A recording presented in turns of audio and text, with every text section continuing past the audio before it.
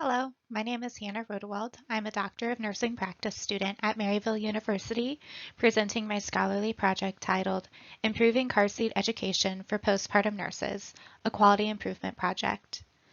My project chair is Dr. Jody Green, and community chair is Ms. Jennifer Bates. According to the Centers for Disease Control, motor vehicle crashes are the second leading cause of unintentional death in children less than 4 years old. The best way to prevent death and injury related to these car accidents is to properly use a car seat.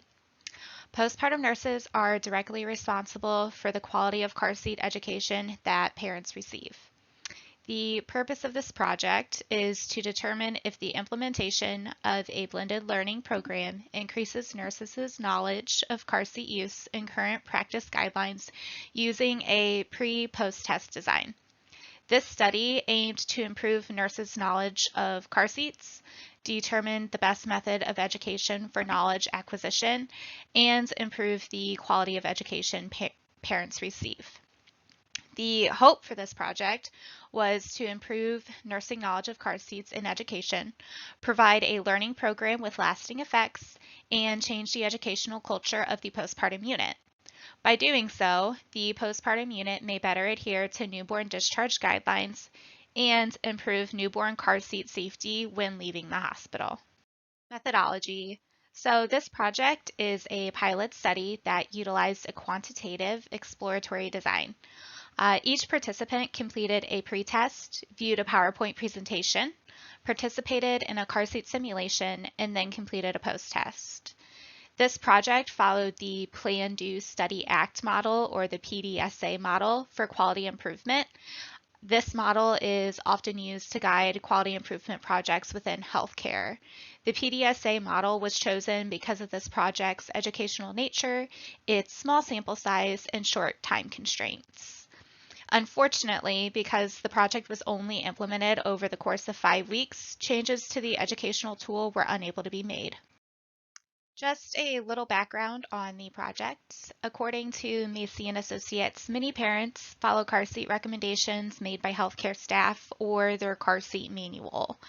Parents can also be influenced by societal trends, family, friends. So it's important for healthcare providers to dispel false information about car seat use that parents may hear from other sources. Almost all parents unintentionally misuse car seats. Most of the time, parents make mistakes when buckling, positioning, or anchoring the car seat. This project specifically focused on these errors when educating nurses. The blended learning program was used to educate postpartum nurses. Per Patterson and Resco, a blended learning program can include lectures, printed materials, PowerPoints, skills labs, or simulations.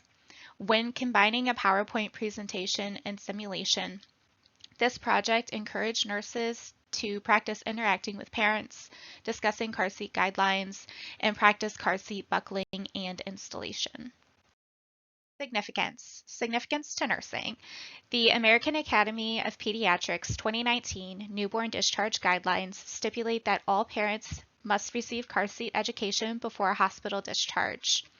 Improving nursing knowledge of car seats can improve the quality of education parents receive. Nurses must create specific care plans to each parent in their unique situation.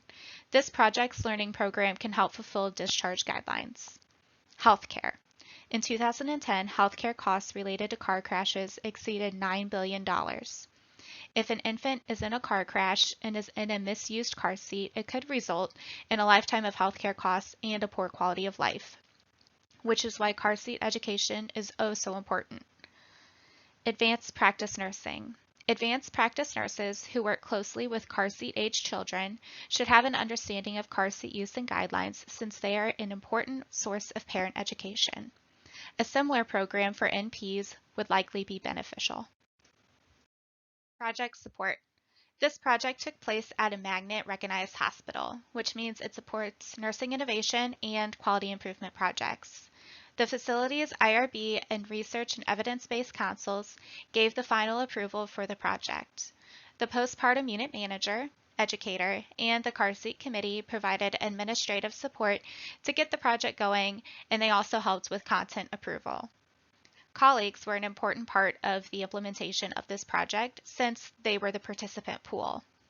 Currently, car seat education on the postpartum unit is not standardized. Nurses are not told about changes to guidelines and do not have a full understanding of all the available community resources that they could use. This project used the facilities policy and evidence-based resources to create the project's protocol and content. Literature review. A thorough review of literature was done for this project, which started with a search history. I used popular databases and included relevant articles from 2010 to 2020. When reviewing the literature, 3 key themes emerged. First was the perception of car seats. Studies have found that parents' perception of their child's comfort while in the car seat is more important than car seat safety. This happens even when parents know and understand current car seat recommendations. Stossel and Orr found that non-pediatric providers are less likely to value car seat education, and a study by Rogers and Associates found that less than 32% of postpartum nurses feel comfortable providing car seat education. So this really demonstrates a huge gap in car seat education for our healthcare providers, and they're the most important resources for car seat education. Education preferences was the second key theme. When creating a car seat education program, nurses' education preferences had to be considered. It was found that nurses prefer hands-on and blended learning overall, and younger nurses may prefer the use of technology in the classroom more than older nurses. Parents' learning styles can vary geographically by location or socioeconomic status. Most studies did agree that parents prefer interpersonal education methods. Something to consider when educating parents in the hospital is both their physical and emotional states, since this can affect how they retain the education and information they receive. Knowledge acquisition and retention was the third theme. Research has found that blended learning programs are better at increasing knowledge acquisition and retention than traditional learning programs. Simulations are useful in training healthcare workers because they create real-life skill building. A literature critique is just as important as the literature review. Multiple studies within this project used strong research methods like randomized controlled trials, randomized crossover studies, and random sampling, which strengthened the reliability of the evidence. Some studies did have multiple weaknesses, which include small sample sizes, use of self-reporting methods, or too short of timeframes, which weakened their reliability. There were some gaps that were identified within the literature. For example, some studies that evaluated parent and provider perceptions of car seats did not look into what influenced their perceptions, and other studies didn't identify barriers nurses and providers may have to car seat education. By knowing the barriers, we could better tailor car seat education programs. The limitations that were identified were pretty similar to the weaknesses. Some of the limitations include sampling biases, recruitment methods, or sample sizes.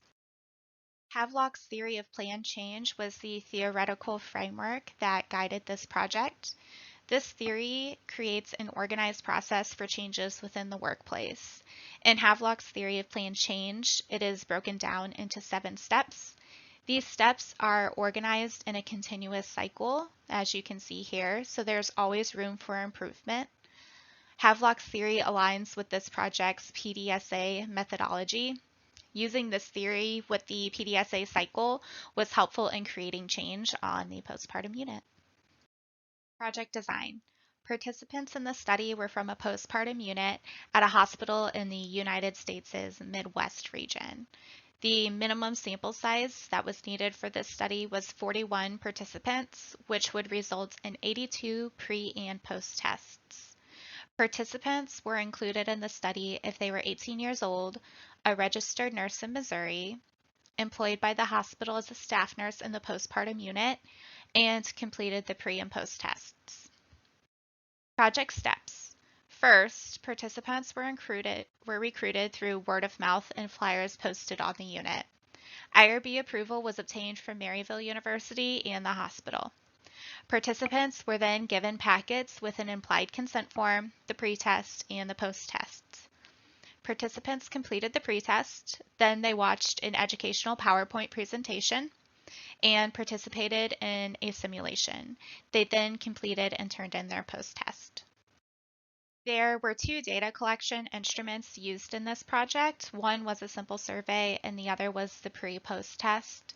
The survey was used to identify inclusion criteria. As you can see here on the left side of the slide, we have an example of the survey and then the multiple choice pre-post test. The test was 10 multiple choice questions, and as you can see, participants were explicitly instructed not to write their name anywhere on the paper. Each test was labeled 1A, 1B, 2A, 2B, and so on to maintain confidentiality and to track the number of tests that were taken. Analysis plan. Independent variables in this project were the pre-test scores because they stayed stable and were unaffected by the educational intervention. The dependent variables were the post-test scores because they were affected by the intervention. A Wilcoxon signed rank test was used to compare the medians of both the pre and post-test scores to determine if there was any kind of significant difference between the scores. Resources for this project include Maryville University staff, such as the Maryville University statistician, the project chair, and professors. Postpartum staff helped provide expert opinions and policy clarification, and the car seat and committee also helped with this. The budget period for this project spanned approximately 1 year and 5 months. Recurring expenses included printed materials and refreshments. These expenses were calculated using the project's target sample size. Non-recurring expenses included recruitment flyers, black ink pens, and purchasing of document lock boxes to hold the pre and post tests.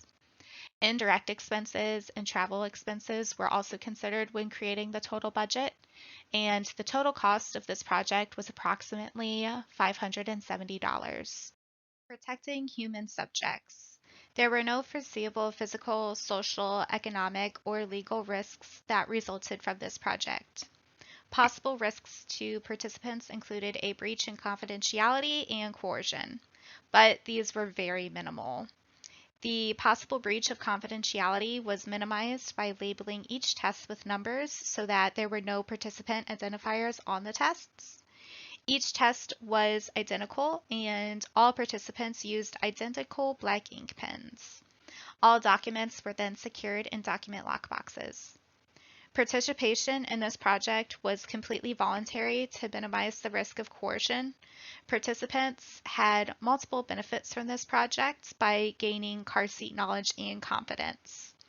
The results of this project also provided the hospital's administration and educator with data that proves that there is a need for standardized car seat education on the postpartum unit. There were also several ethical considerations which played a role in protecting our human subjects, such as undergoing IRB review by both Maryville and the hospital. Reliability and validity. Following the project's protocol ensured the same conditions for each participant. In some instances, there were deviations from the protocol, like when there were interruptions from patient call lights or staff that weren't participating, and unfortunately, in some cases, these disruptions made participants withdraw from the study. Evidence-based literature and current recommendations from the American Academy of Pediatrics, Safe Kids Worldwide, the National Highway Traffic Safety Administration, and the hospital's policy were used to create the pre- and post-tests as well as the simulation materials. All of these resources provide the most accurate and up-to-date information on car seats. This information was then presented to an expert panel for review, and they suggested changes as needed. A Wilcoxon signed rank test was used. which helped with the validity of the project. And lastly, homogeny of the participants limited confounding variables and made the study more generalizable. Data quality and adequacy. Raw data was collected by using the pre and post tests. These were assessed for correctness and completeness, which ensured data quality. Dr. Pauls and Dr. Green reviewed the raw data and agreed that a Wilcoxon would be the most appropriate test for this project. Data analysis. All tests were scored from 0 to 10 with an average pretest score of 5.7 and an average post-test score of 9.6. As you can see here on this graph, there was a rise in the mean from the pretest to the post-tests. On the Wilcoxon, there were 44 negative ranks, which means that each pretest score was less than its matched post-test score. On this graph, you can see a vertical comparison of each test score. And you can see that there were no pretest scores greater than the post-test scores. The pretest scores are blue, while the post-test scores are orange. Results. The z-score of the Wilcoxon was negative 5.974, and the two-tailed p-value was 0.000, so this allowed me to reject the null hypothesis. A comparison among similar studies was done. Each of these studies were conducted in either a NICU, postpartum unit, well baby nursery, or pediatrics unit. Each of the studies used a blended learning program to assess knowledge acquisition and retention among nurses. 2 of the studies did yield significant results, and the last study was by Hassanpour and Associates, which didn't yield significant results, but it was promising, and it will contribute to future research. Strengths. This project had a 64% participation rate, which is great because the project was all voluntary. The project was highly relevant to the unit and typically met with a lot of support by the unit's administration and staff. The project's data unfortunately experienced a ceiling effect, so Wilcoxon was used to account for the violation of normality. The Wilcoxon also had statistically significant results, so that's promising for the project. Limitations. This project was limited by the knowledge of the expert panel, and the learning environment was the postpartum huddle room, which is a central meeting location for all of the postpartum staff. Because of this, participants were often interrupted by either other staff or patient call lights, and they couldn't fully concentrate on learning. And then also this project was voluntary. So sometimes when participants volunteer for something, it's because they're more willing to learn. Had the project been mandatory, the results may have been different because people typically have a more negative attitude whenever they're made to learn something. And then, as I mentioned earlier, there was a ceiling effect, which occurred because a lot of the pre-test or the post-test scores were a 10 out of 10, which violated normality. There could have been some experimenters or observers' bias, which have influenced the results of this project. Since the researcher and participants have a close working relationship, unintentional body language or expressions may have unintentionally affected participants' behaviors. And then lastly, this project only took place over 5 weeks. If the project had been a little longer, knowledge retention at 1 month, 6 months, or 12 months could have been assessed. So as I just said, a longer time frame would have been helpful to assess long-term retention. Also, a larger budget could have benefited because I would have been able to rent a classroom to accommodate more participants or branch out to other hospitals. There was a very supportive environment for this project through the facility, administration, and Maryville University. Based on the results of the statistical test, it was determined that implementing a blended learning program positively affected post-test scores when compared to pre-test scores. So one may infer that this project increased nurses' knowledge of car seats and also improved their understanding of current practice guidelines. Based on the findings of this project, a blended learning program would be beneficial for all new and existing postpartum nurses. Nurse administrators and educators should establish similar programs for postpartum, labor and delivery, and NICU. The tools in this project could easily be applied to all of those units and adopted into online learning platforms. For future research, additional studies should assess nurses' attitudes towards car seat education and nurses' specific learning needs. Also, assessing learning retention would be helpful in determining the long-term effects of this study. Healthcare policy should be addended or adopted to standardize car seat education. Also, state and federal bodies should consider standardizing car seat recommendations and laws to help with consistency across state lines.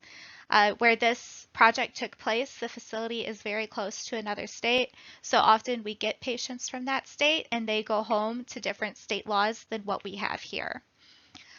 Improving nursing knowledge of car seats could increase the car seat education patients receive, and this could prevent future car seat misuse and its associated cost, injury, and potentially death. Recommendations and conclusions. Infants should never be incorrectly placed in a car seat because of a lack in nursing knowledge. Incorporating a blended learning program helps improve nursing knowledge of car seats and practice guidelines.